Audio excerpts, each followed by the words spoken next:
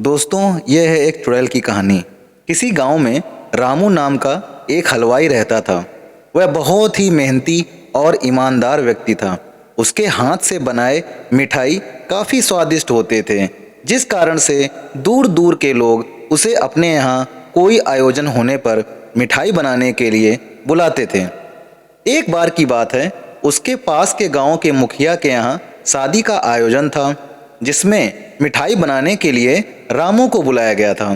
फिर रामू उस गांव में जाकर मुखिया के यहाँ मिठाई आदि सब अच्छे से बना देता है, जिसके बाद उस मुखिया ने उसके काम के बदले पैसे और ढेर सारे घर पर खाने के लिए मिठाई दिए, जिसे रामू एक गठरी बनाकर अपने गांव को वापस जाने लगा था, जो कि उसके गांव का रास्ता एक जंगल से होकर गुजरता था। जंगल काफी घना था और शाम भी हो गई थी। फिर धीरे धीरे रामू उस जंगल के रास्ते से जा रहा था कि अचानक से उसके सामने एक चुड़ैल प्रकट हुई, जिसे देखकर रामू बहुत डर गया। फिर डर के मारे उसने चुड़ैल के सामने रुक गया। फिर इतने में चुड़ैल खूब जोर से हंसते हुए बोली, अच्छा हुआ इंसान जो तू आ गया, मैं कितने दिन से भूखी थी, अब तू मेरा भोजन बनेगा।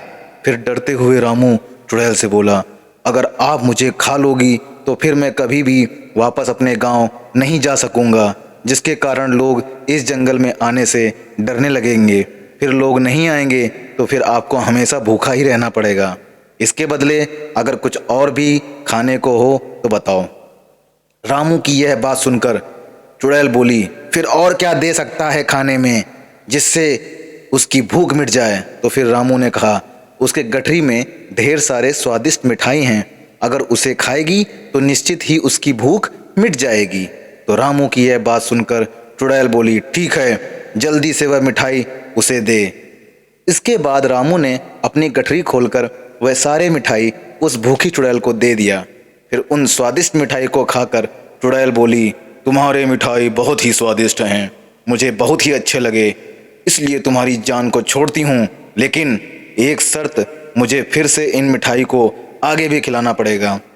तो रामू बोला, वह बहुत ही गरीब है, इसको बनाने के लिए ढेर सारे पैसे चाहिए, फिर वह इतने सारे पैसे कहाँ से लेकर आएगा जिससे वह मिठाई बना सके। रामू की यह बात सुनकर चुड़ैल बोली, रुको, मैं तुम्हें सोने के सिक्के देती हूँ, तुम इन्हें बेचकर इन पैसों से मिठाई के सामान खरीदकर मिठाई बना लेना। इसके बाद वह चुड़ैल अपने उस पेड़ के गुफा में गई और ढेर सारे सोने के सिक्के लेकर आ गई, जिसे देखकर रामू दंग रह गया और फिर उस चुड़ैल से मिठाई लाने का वादा करके वापस अपने घर चला गया। इस तरह रामू अपने दिमाग से अपनी जान बचा लिया और यह सारी बातें अपनी पत्नी को बता दिया, जिसके बाद उसकी समझदार पत्नी ने उस जंगल में दोबारा जाने के लिए मना कर दिया। इस तरह उन मिले सोने के सिक्कों को बेचकर दोनों अपना खुशहाल जीवन व्यतीत करने लगे। लेकिन रामू और उसकी पत्नी की बातों को उसके घर पर दूध देने वाले ग्वाले ने पूरी बात सुन लिया था और फिर उस ग्वाले ने सोने के सिक्के और चुड़ैल वाली बात अपनी पत्नी को बता दिया। उस ग्वाले की पत्नी बहुत ही लालची स्वभाव की थी और बोली, ठीक है, आप भी उस जंगल में मिठाई लेकर जाना और उस चुड़ैल से उसके बदले सोने लेकर आना। फिर डरते डरते वह ग्वाला उस जंगल में जाने को तैयार हो गया।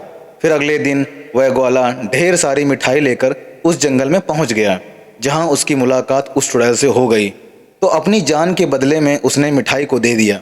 फिर उसके बदले उस चुड़ैल ने अपने पेड़ की गुफा से सोने के सिक्के लाकर उस ग्वाले को दे दिया।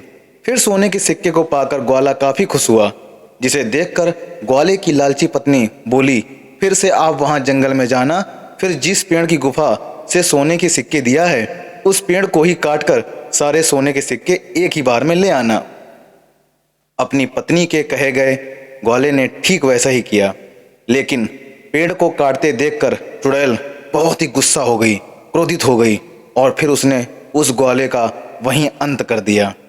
इस प्रकार उस ग्वाले को अपनी लालची पत्नी के चलते जान गंवानी पड़ी। इस कहानी से यही शिक्षा मिलती है दोस्तों कि यदि विपत्ति के समय भी धैर्य से काम लें तो मुसीबत टल जाती है और कभी भी जानबूझकर मुसीबत मोल नहीं लेनी चाहिए। और कभी भी लालच नहीं करना चाहिए, वरना इन सभी की बहुत भारी कीमत चुकानी पड़ती है, जैसे ग्वाले को चुकानी पड़ी।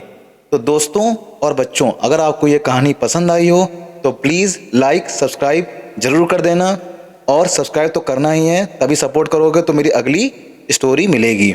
दोस्तों ये स्टोरी प्रवीण जी की ली गई है, तो आपको कैसी लगी हो तो कमेंट में पक्का बताइएगा। मिलते हैं अगली एक नई कहानी में, तब तक के लिए नमस्कार, धन्यवाद, जय हिंद।